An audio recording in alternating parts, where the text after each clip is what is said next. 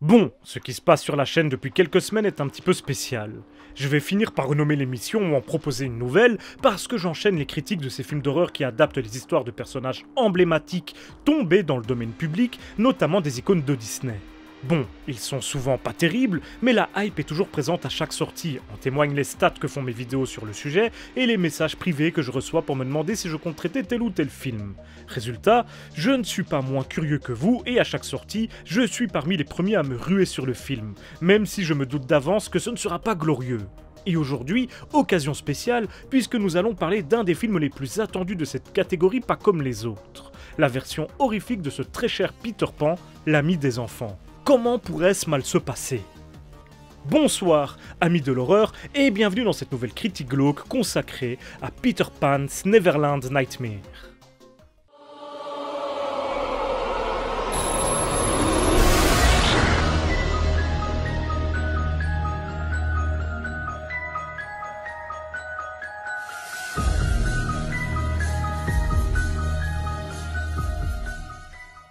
Donc, Peter Pan's Neverland Nightmare est la troisième entrée du Twisted Childhood Universe, aussi surnommé le Pooniverse, l'univers cinématographique étendu établi par Jagged Edge Productions avec les films Winnie the Pooh. Et Peter Pan est donc destiné à faire partie de l'espèce de Evil League des Avengers maléfiques du Pooniverse, entre autres avec Winnie lui-même. Autant dire que nous attendons tout ça avec grande impatience. Le film est réalisé par Scott Chambers, et pour le coup, sur le bonhomme, il y a 2-3 choses à dire, car il est très actif. Déjà, en tant que réalisateur, puisqu'il est à l'origine d'une vingtaine de longs métrages, la plupart vraiment très mauvais, avec par exemple Fire Nado, The Bad Nun, Hellcat, Spider from the Attic, Beneath the Surface ou encore Kingdom of the Dinosaurs. Ces meilleurs films sont toujours vraiment pas bons, mais on va dire un petit peu marrants quand même, comme Cupid ou Devil Jean. Mais aussi, pour vous donner une idée, aucun de ces films réalisés avant Peter Pan n'atteint la note de 4 sur 10 sur IMDb. Il a quelque chose comme 23 films réalisés et aucun d'entre eux n'atteint 4 sur 10. Ils ont tous en dessous. Et en vrai, c'est complètement dingue. Et aussi, tous ces films ont été réalisés à partir de 2018. Ce qui veut dire qu'il a réalisé plus de 20 films en 7 ans. Tu m'étonnes que ces films sont pas bons, c'est un rythme infernal. D'autant que ce n'est pas juste un réalisateur. Il fait d'autres choses. Il a aussi produit une centaine de films, ce qui est tout aussi gigantesque. Alors, ce n'est guère plus glorieux qualitativement parlant, mais ce qu'il faut retenir, c'est qu'il travaille pour et avec Jagged Edge, et qu'il est producteur sur la quasi-totalité des projets de la boîte, dont plusieurs déjà cités sur la chaîne. Les 2 films Winnie the Pooh déjà, mais aussi les catastrophiques Snake Hotel, les 2 Dinosaur Hotel, tous les Tooth Fairy, les Amityville Scarecrow, la copie Wish de FNAF qui était déjà honteux de base, Alien Invasion et plein d'autres trucs vraiment très mauvais. Et bien sûr, il est producteur sur tous les films qu'il a réalisés. Classique. C'est tout simplement un pilier de Jagged Edge Productions. Et vous savez quoi? En plus, il est aussi comédien. Pour le coup, sa carrière d'acteur est un peu moins atroce que le reste, si on ne se base que sur la qualité des œuvres, car finalement, en tant que producteur, il génère de l'argent et permet au projet d'aboutir.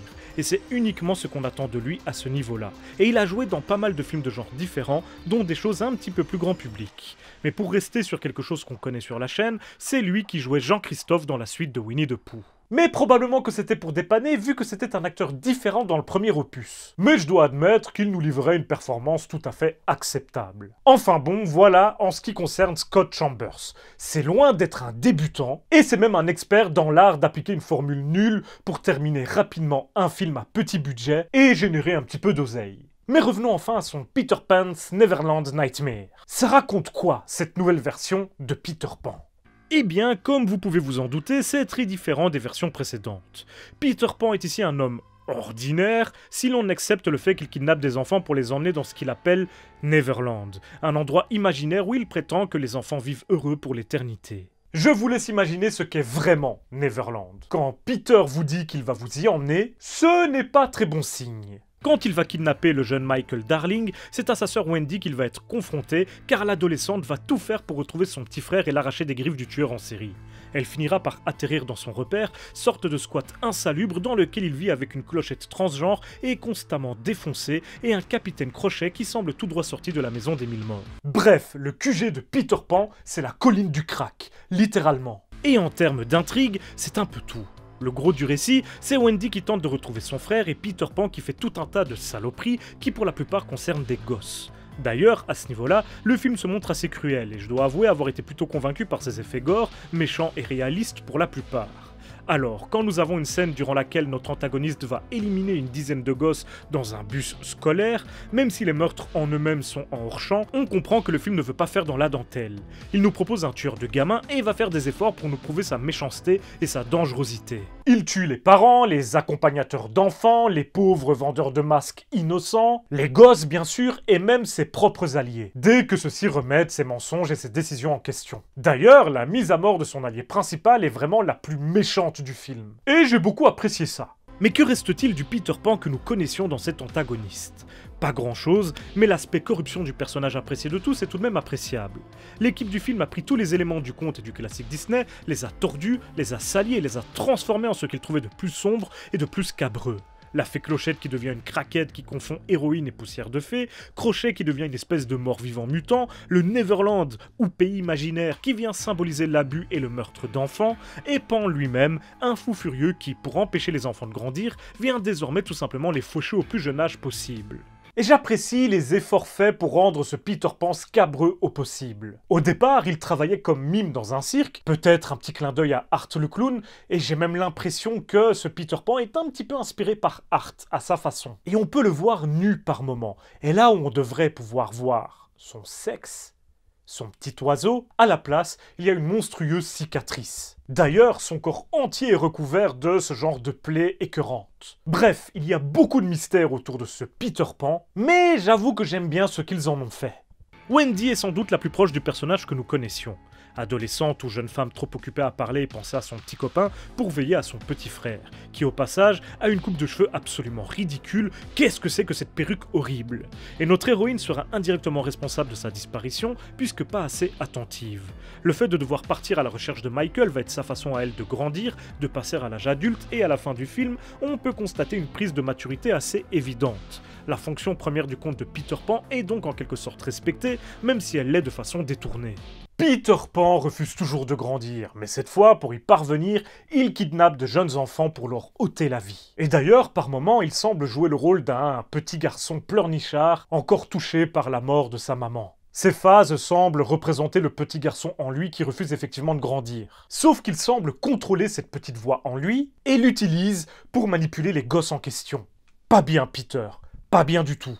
Mais pour revenir à Wendy, elle est campée par une Megan Placito absolument pétillante et très convaincante dans son rôle de Final Girl forte et cool. Et honnêtement, elle explose les personnages principaux des deux premiers Winnie the Pooh, et assez facilement.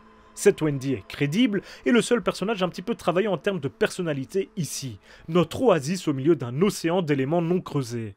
Car oui, si Martin Portlock fait plutôt un bon travail dans son rôle de tueur d'enfants fous, son personnage et les autres manquent tout de même clairement de profondeur. Soit ce sont juste des victimes traitées en chair à canon, sans aucune personnalité ni caractère particulier, soit ce sont juste des rôles fonctionnels qui servent à faire avancer l'intrigue. Clochette, par exemple, avait un potentiel gigantesque. C'est un personnage qu'on en voit trop rarement dans ce genre de film, et qui ne l'impacte finalement que très peu, même si elle est à l'origine de la mise à mort la plus crade du film pour mon plus grand plaisir, je le répète. Ce manque de profondeur est le gros problème du film. Jusqu'ici, j'ai été plutôt positif à son sujet, et à juste titre, mais son défaut principal, et il est grave, est qu'il ne se passe finalement pas grand-chose d'intéressant, que rien n'est spécialement bien écrit, travaillé ou pertinent, à tel point qu'on dirait que le métrage est en pilotage automatique. Rien n'est vraiment impactant, l'histoire basique déroule sans aucune surprise, sans rebondissement surprenant, sans événement vraiment marquant.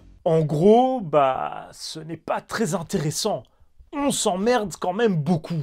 L'intrigue est vue et revue, manque de coups d'éclat, de fulgurance. Quand Crochet apparaît, on se dit qu'il y avait quelque chose à faire avec ce personnage, par exemple, même si on comprend qu'il est aussi là pour teaser d'autres films avec un univers qui n'a pas encore livré tous ses secrets. Mais c'est là le gros problème. Cet univers ne nous donne pas assez à manger. C'est bien de préparer des suites, c'est encore mieux de proposer un long métrage complet dès le départ, et de ne pas garder des éléments intéressants sous le coude pour plus tard, quand on n'en a pas encore assez pour le premier opus. Dans la même idée, même tous les éléments crades que j'ai appréciés sont surtout utilisés pour remplir le vide du récit, et ça sent un peu l'escalade forcée du sordide pour avoir quand même quelque chose à proposer. La démarche est quelque peu artificielle et ne semble pas toujours maîtrisée. Si l'intrigue était mieux écrite et plus prenante, ça aurait pu donner quelque chose de vraiment pas mal. Donc ce Peter Pan's Neverland Nightmare est un film assez vide. Il y avait tout pour proposer une œuvre riche qui détourne des codes, des contes ou des films d'horreur. Mais à la place, on a un film vraiment banal en termes de récit, d'idées visuelles et narratives. Et pour le reste... Bah, c'est quand même beaucoup mieux que les deux premiers Winnie the Pooh. C'est moins cheap, c'est mieux réalisé, mieux éclairé, il y a clairement plus de budget et ça se voit à l'écran. Donc, c'est un bon point. Mais pour le reste, c'est pas forcément mieux. On a des débuts d'idées un peu marrantes, mais ça manque d'ambition et ironiquement, de magie.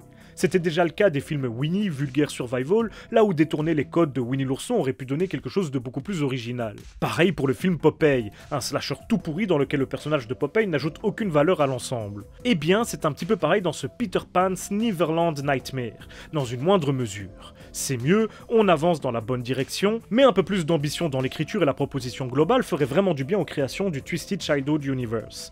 Alors pitié, Jagged Edge, voyez plus grand. Ne vous contentez pas de ces métrages génériques au possible, dans lesquels tous ces personnages emblématiques pourraient être remplacés par d'autres randoms sans que cela ne change rien. Je ne sais pas si je dois avoir foi pour la suite, mais vous l'aurez compris, je reste curieux. Mais pour l'heure, oui, c'est mieux. Ma soif de sang est un petit peu comblée, mais ce n'est pas encore assez. Peut mieux faire. Et voilà pour la critique glauque du jour, j'espère qu'elle vous aura plu. J'en profite pour remercier chaleureusement les tipeurs, et si vous aussi vous voulez aider la chaîne, n'hésitez pas à me filer un petit pourboire sur le Tipeee, vous trouverez le lien dans la description. Dans tous les cas, nous, on se retrouve très bientôt pour une prochaine vidéo, et d'ici là, surtout n'oubliez pas, si vous avez peur, c'est que vous êtes toujours en vie.